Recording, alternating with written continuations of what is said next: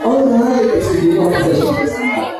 Well, ang ating naman po academic mass or year po basis ang year po will be on April 23. Yan, at 8 o'clock in the morning dito po sa MIT. Yan ang tawag videos. And then, ating po naman moving up in graduation ceremony will be on April 24 at 9 o'clock in the morning po. Ayan. Kaya yung mga candidates for graduation or moving up, please take it to that. Alright. And then, our distribution of permanent requirement po will be scheduled on April 30. Thank you.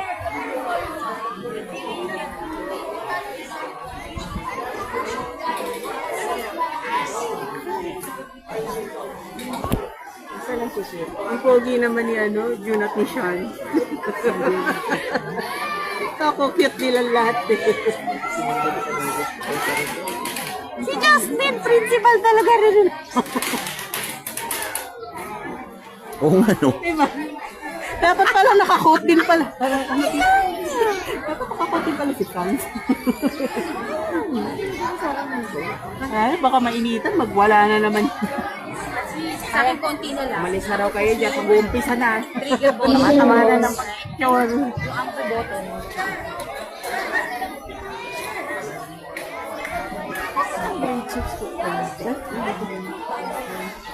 Wala si Yana. 50 lang.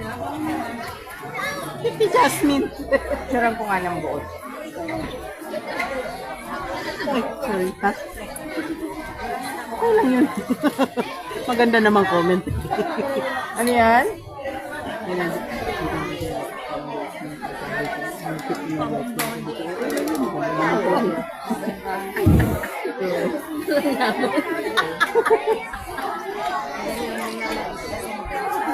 Kasi magpapicture. Ang pogi naman ng anak ko. Ahinti ng ahinti daw yan ng St. Peter. St. Peter na. Kala ko ba gamot? Sa dami naman ng ahinti. St. Peter pa talaga. Gamot na lang. Gamot na lang. Kaya kotse. Eh, din yung kotse. Di ba, man?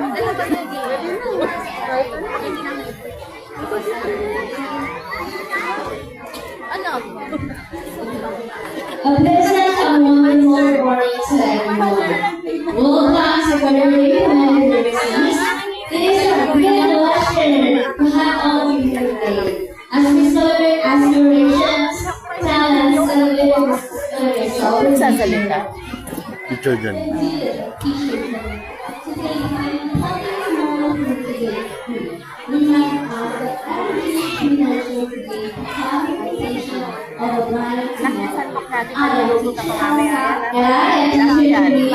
We are honored to serve as the service for today's meaningful and inspiring celebration.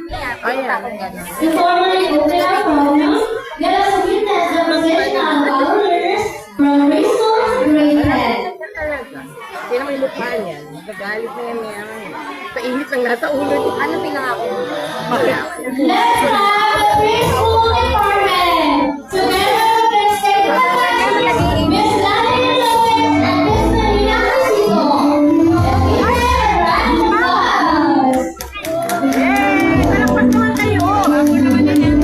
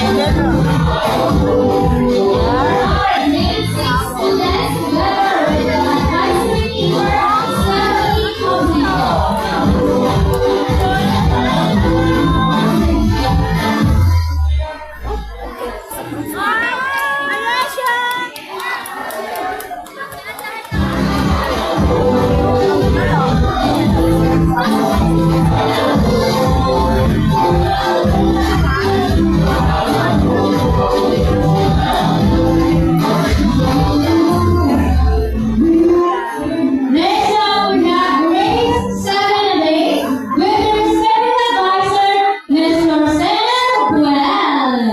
Let's give them a round of applause.